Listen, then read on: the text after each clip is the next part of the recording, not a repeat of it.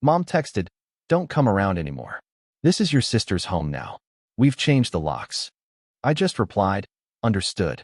But you forgot who's been paying property taxes since 2019. Then I logged in, canceled the autopay, and forwarded one email. A month later, I got a screenshot from my sister. "Why is there an eviction notice on the door?" I didn't respond, because by then, it was already up for sale. I, 29M, thought I knew my family. But I was wrong. Turns out, blood doesn't guarantee loyalty. Let me start from the beginning. A text came through at 2:47 a.m. on a Tuesday. I was reviewing quarterly reports when my phone buzzed with a message from Mom that made my stomach drop. She told me not to come around anymore, that this was my sister's home now, and they'd changed the locks. Just like that. No explanation, no warning, nothing. I stared at the screen for a full minute, reading those words over and over. The house I'd grown up in, the place where I'd learned to ride a bike in the driveway, where I'd helped Dad fix the fence every summer, suddenly I was banned from it. All because my sister had moved back in after her divorce and apparently decided she deserved more than just a temporary place to stay. My fingers hovered over the keyboard. Part of me wanted to call, to demand an explanation, to fight this somehow. But then I remembered something they'd clearly forgotten. I'd been the one keeping that house afloat for the past 5 years. I typed back simply that I understood, but they'd forgotten who had been paying the property taxes since 2019. Then I set my phone down and opened my laptop. The property tax account pulled up easily. I'd been managing it so long, the password was saved in my browser. Mom and Dad had asked me to take it over when Dad's health started declining and their fixed income got tighter. What started as helping with one bill gradually became me covering the insurance, the major repairs, and eventually the taxes entirely. They never asked directly, but I could see the stress it was causing them, so I just handled it quietly.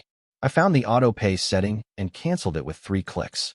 Then I opened my email and forwarded the tax delinquency notice that had arrived 2 weeks ago, the one I'd planned to pay before the deadline next month, directly to Mom's email address. No message, just the forward. My phone stayed silent for the rest of the night. The next morning, I drove to the office early, threw myself into work, and tried not to think about the house on Maple Street where I'd spent 18 years of my life. But every time my mind wandered, I kept coming back to that text message. The coldness of it. The finality. My sister had always been the favorite, but this felt like something else entirely. When she'd gotten married, Mom threw her a wedding that cost more than my car. When she'd gotten divorced, they welcomed her back with open arms. But when I needed a place to stay during my own rough patch 3 years ago, suddenly there wasn't enough room, and maybe I should look into getting my own apartment. I'd swallowed that rejection and moved on. Built my career, saved money, dated quietly without bringing anyone around because family gatherings always felt like walking through a minefield. But I kept helping financially because that's what family does, right? Apparently not. 2 weeks passed without any contact. I focused on work, hit the gym harder than usual, and started looking at apartments closer to downtown. If I was truly cut off from the family home, I might as well make my living situation more convenient. Then my phone rang with a number I didn't recognize.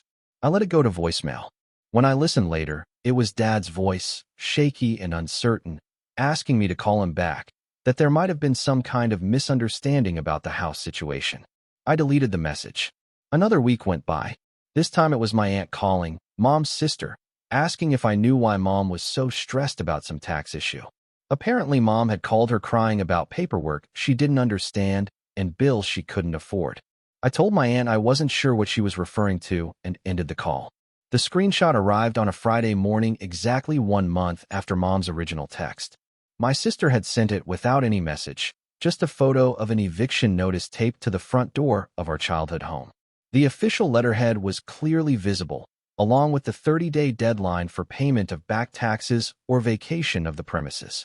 My coffee had gone cold while I stared at that image. Part of me felt a sick satisfaction seeing the notice on that familiar white door. But mostly I just felt empty. I didn't respond to the screenshot. Instead, I made a phone call to the real estate agent who'd helped me buy my condo 2 years earlier. By lunch, we'd scheduled a meeting to discuss listing strategies for residential properties facing tax liens. The research was straightforward. When properties go into tax delinquency and the owners can't pay, they typically get sold at public auction. But there's usually a period where family members or interested parties can purchase directly from the county to settle the debt. The process varies by state, but the principle is the same everywhere. Pay what's owed, plus penalties and fees, and you can acquire the property. I'd been saving for a house anyway. This would just be a different kind of investment. My real estate agent was professional enough not to ask too many questions about why I wanted to buy my childhood home from the county. She ran the numbers, explained the process, and helped me get pre-approved for financing that would cover both the tax debt and the purchase price the county would likely set. The paperwork took 2 weeks to process. During that time, my phone rang constantly with calls from numbers I recognized but didn't answer. Voicemails piled up from mom, dad, my sister, and various relatives asking me to call back, to help sort things out, to please just talk to them. I listened to exactly one of them. Mom's voice was different than I'd ever heard it. Small and frightened instead of the commanding tone she usually used. She said she didn't understand how the tax situation had gotten so bad, that she'd tried to call the county office but the numbers didn't make sense to her, and could I please help them figure out what to do. No mention of the text message that had started all this. No acknowledgement that they'd kicked me out of my own family and changed the locks. Just a request for help with the consequences of their actions. I saved that voicemail but didn't respond. Update 1. The county sale went through on a Thursday morning. I signed papers in a sterile government office while rain drummed against the windows. The clerk was efficient and businesslike, processing the transaction like it was just another property transfer instead of me buying the house where I'd grown up. Legally, the house was now mine. The previous owners had 30 days to collect their belongings and vacate the premises. I drove by that evening, parking across the street in the gathering dusk. The house looked smaller than I remembered, but exactly the same otherwise. Mom's flower boxes still hung from the front windows, though the plants had died from neglect. Dad's old truck sat in the driveway next to my sister's Honda. Lights were on in the kitchen and living room. I could see figures moving around inside, my family going about their evening routine in a house they no longer owned. The irony wasn't lost on me that they'd changed the locks to keep me out, but now I literally held the deed. My phone buzzed with another call from Dad's number. This time I answered. His voice was hoarse when he asked if we could talk, that he knew I was upset about something, but couldn't they work it out like a family should. He said Mom was having a hard time understanding the legal papers they'd received, and maybe I could explain what was happening with the house. I told him I'd purchased the property from the county to settle the tax debt. There was a long silence before he asked what that meant for them. I explained that they had 30 days to move out, as stated in the notice they'd received. He asked if there was any way they could stay, maybe work out some kind of arrangement. I reminded him about the text message Mom had sent, telling me not to come around anymore, because it was my sister's home now. I asked if he remembered that conversation. Another long pause. Then he said Mom had been upset that day about something else, and maybe things had been said that weren't meant the way they sounded. He asked if we could all sit down and talk this through. I told him I thought the message had been pretty clear and that I was just honoring their wishes by staying away. The house sale was simply a business transaction to resolve the tax situation. He started to say something else, but I ended the call. Update 2. 2 weeks into the 30-day notice period, my sister showed up at my office. The receptionist called back to say I had a visitor who claimed to be family. I told her to send my sister back, curious what she'd have to say face-to-face that she hadn't been willing to put in the dozen voicemails she'd left. She looked terrible. Her usual polished appearance was gone. Hair unwashed, clothes wrinkled, dark circles under her eyes. She sat across from my desk and immediately started crying, asking how I could do this to our family. I handed her tissues and waited for her to collect herself. When she finally looked up, I asked her to clarify what exactly I'd done. She said I was trying to steal the family home out of spite, that Mom and Dad were devastated and didn't understand why I was being so cruel. She asked if this was really how I wanted things to end between us. I opened my desk drawer and pulled out a printed copy of the text message Mom had sent me. I placed it on the desk between us and asked her to read it out loud. Her face went pale as she scanned the message. She said Mom had been having a bad day when she sent that, dealing with stress about Dad's health and money problems. She claimed it wasn't meant to sound so harsh. I asked her whose idea it had been to change the locks. She was quiet for a long moment before admitting it had been her suggestion. She said she'd been feeling overwhelmed living with our parents, that she needed some space to figure out her life after the divorce, and having me come by all the time made things feel crowded. I pointed out that I'd been paying the property taxes for 5 years, along with helping with insurance and major repairs. I asked if she'd known about that when she suggested cutting me off from the house.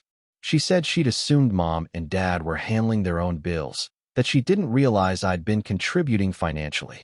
She asked if we could work something out now that she understood the situation better. I told her the county sale was final and legally binding. The new owner, me, had the right to decide who could live in the property, just like she'd decided I couldn't come around anymore.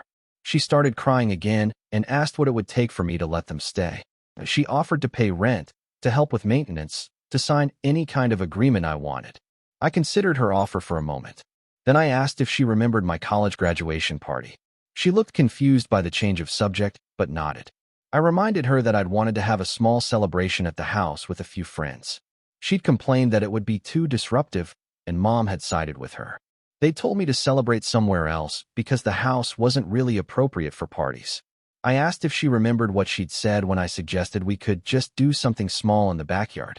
Her face went even paler. She remembered. She'd told me that just because I'd grown up there didn't mean I could treat the place like it belonged to me. That it was Mom and Dad's house, and they got to decide how it was used. I told her that at the time, those words had stung. But now I realized she'd been absolutely right. The house belonged to whoever held the deed, and they got to decide how it was used. She asked me what I wanted: money, an apology, some kind of arrangement where we could all move forward. I told her I wanted exactly what Mom's text had requested, for her to have the house as her home, without me coming around anymore. The only difference was now it would be legally clear whose house it was. She left without saying anything else. Update 3. The 30 days expired on a Tuesday. I drove by the house that morning and saw a moving truck in the driveway. My family was actually leaving. I parked down the street and watched them load boxes and furniture. Dad moved slowly, his arthritis clearly bothering him. Mom supervised the movers with sharp gestures, her face set in hard lines. My sister carried smaller items, her movements mechanical and defeated. None of them looked toward my car, though I was sure they'd seen me. By evening, the house was empty. I used my key, the new one I'd had made after purchasing the property, to walk through the rooms where I'd grown up. It felt like touring a museum of my own childhood, familiar, but somehow foreign now that it was truly mine. The hardwood floors creaked in all the same places. The loose banister on the stairs still wobbled when you grabbed it. The bathroom door still stuck slightly when you tried to close it. All the small imperfections that made it home were still there, but the feeling was gone. I spent an hour walking through each room, remembering birthday parties and Christmas mornings and quiet Sunday afternoons. But mostly I kept thinking about that text message and how easily they'd cut me out when it seemed convenient. My phone rang while I stood in my old bedroom. It was Dad again. He asked if I was satisfied now, if this was really what I'd wanted to accomplish. He said they were staying with my aunt temporarily while they looked for an apartment they could afford on their fixed income. I asked him if he was satisfied with how they'd handled the situation, if sending that text message was really how he'd wanted to treat his son. He said family should stick together through difficult times, not tear each other apart over hurt feelings and money. I asked him which one of us had done the tearing apart. There was a long silence before he said he guessed we were both too stubborn to back down now. He asked if this was really how our relationship was going to end. I told him it wasn't ending. It was just finally being honest about what it had been all along. They'd made it clear I wasn't welcome in their home or their lives unless they needed something from me. Now they had what they'd asked for. He said he was sorry things had turned out this way, that he loved me and hoped someday I'd be willing to forgive them for making mistakes. I told him I'd already forgiven them. But forgiveness didn't mean going back to accepting treatment I didn't deserve. Final update. 6 months later, I sold the house. Not out of spite or regret, but because it never felt like home again after everything that happened. I kept it long enough to handle some repairs and improvements, then listed it with my real estate agent. The sale price was substantially higher than what I'd paid the county, thanks to the renovations and the recovering market. I made a good profit on the investment, which I put toward a down payment on a different house across town, one with no complicated family history attached. My family never reached out during those 6 months, and I didn't contact them either. I heard through my aunt that they'd found a small apartment and were adjusting to their new living situation. Dad's health was stable, Mom was getting by, and my sister had started working again. I was glad they were okay, But I didn't miss the constant drama and manipulation that had defined our relationships for so long. The day the house sale closed, I drove by one last time. The new owners had already moved in, a young couple with a toddler. I could see them through the front window, the man assembling a bookshelf while the woman played with their child on the floor. They looked happy. The house looked happy too, somehow. Like it was ready to be home to a family that actually wanted to be together. I realized that's what I wanted too, eventually. Not the complicated, conditional love I'd grown up with, but the real thing. The kind where people choose to be in each other's lives because they genuinely care, not because they feel obligated or need something. For now, I was content building that life on my own terms, in my own space, without anyone who could text me at 2:47 a.m. to tell me I wasn't welcome anymore. Sometimes the best revenge is just living well without the people who never appreciated you in the first place. The house sold for $347,000. After expenses and the original county purchase price, I cleared about $89,000 profit. Not bad for 6 months of owning my childhood home. But the real value wasn't financial. It was finally understanding that family isn't about shared DNA or childhood memories. It's about respect, loyalty, and choosing to show up for each other when it matters. Some lessons cost more than others. This one cost me my family, but it taught me what I actually deserved from the people in my life. That seemed like a fair trade.